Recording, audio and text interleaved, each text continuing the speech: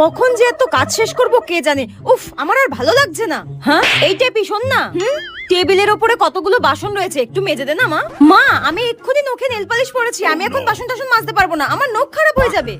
তা কেন করবি? মায়ের কষ্টটা তো আর তোর চোখে পড়ে না। আমি একমাত্র রয়েছি এই বাড়ির দাসীবাদী, যে তোদের রান্না করা, বাসন মাজা, ঘর মোছা, কাপড় কাচা সবকিছু করে দেয়। আরে একটা সামান্য কথায় এতগুলো কথা শোনানোর কি আছে? আর তুই পায়ের ওপরে পা তুলে সারাক্ষণ রিল্যাক্সে আরাম করে যাবি, ঠিক আছে? কি করি এবার? আইডিয়া, আমাকে এক ঢিলে দুই পাখি মারতে হবে। ঠিক আছে মা, আমি বাসনগুলো মেজে দেবো। আমাকে কিন্তু তাহলে তোমাকে 200 টাকা দিতে হবে। হ্যাঁ হ্যাঁ, সামান্য কটা বাসন মাজতে বলেছি বলে তোকে 200 টাকা দিতে হবে?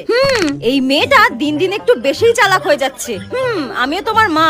ঠিক আছে, তুই বাসনগুলো মেজে দে, আমি তোকে 200 টাকা দেবো। হ্যাঁ, তুমি দেবে আমাকে 200 টাকা মা? আরে সত্যি দেবো, যা বাসনগুলো মেজে দিয়ে আয় যা। ঠিক আছে, এক্ষুনি যাচ্ছি, এক্ষুনি যাচ্ছি। তুই তোর মাকে এখনো চিনে উঠতে পারিসনি, টাকা দিয়ে কি করে নিয়ে নিতে হয় সেটা আমিও